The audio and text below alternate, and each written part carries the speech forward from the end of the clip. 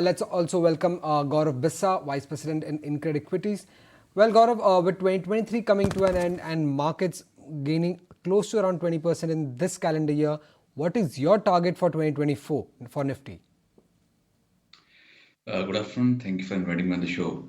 Our targets for at least our targets for mid 2024 were 21,000, 21,500. Those have been surpassed ferociously in 2023 itself.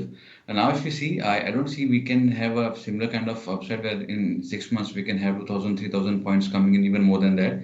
But yes, a move towards 22,500 cannot be ruled out. On the higher end, 20,000 is where Nifty can head towards.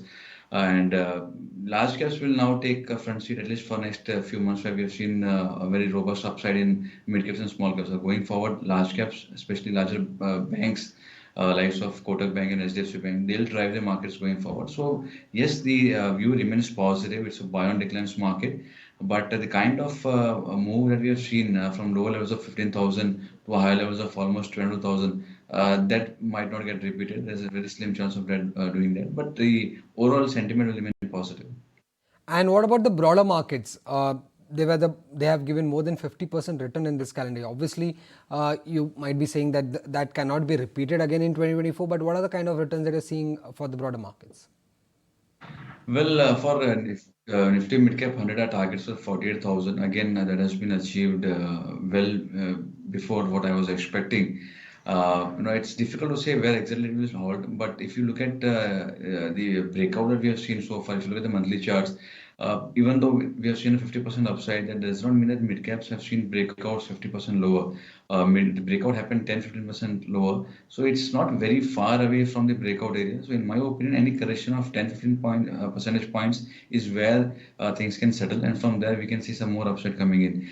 Mid caps and small caps can another 20-25% upside, and I would not be surprised if it surpasses that as well. So, in my opinion, these are also buy on declines, and they are not very far off from breakout. And do not look at from lower point we have seen 50% upside, but rather if you see a 10-year, 12-year breakout that has been seen on monthly charts, that gives you an additional leg of confidence that this rally it will not fizzle out very soon. Okay. Realty and PSUs were the two sectoral indices in 2023 which have gained more than 80%. Do you expect the similar kind of bullishness for both these indices to go ahead even in 2024?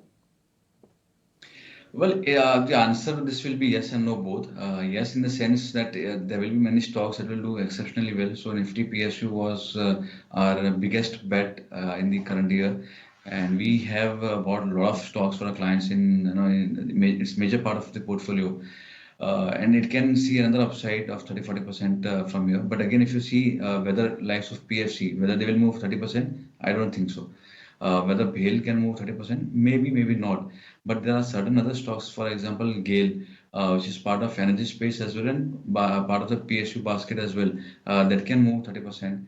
Whether we're talking about Manganese Ore India Limited, that can also move more upsides. Engineers India can see more upside. So there are certain pockets that can see very strong upside, but not all the stocks will see the same kind of 30-40% upside. So on index level, we might see a 20% upside, but on selective stock specific, I think very strong upside is still in the pending, and one should not say that the rally in PSU stocks is over. We have completed one phase. We are entering into another phase of rally.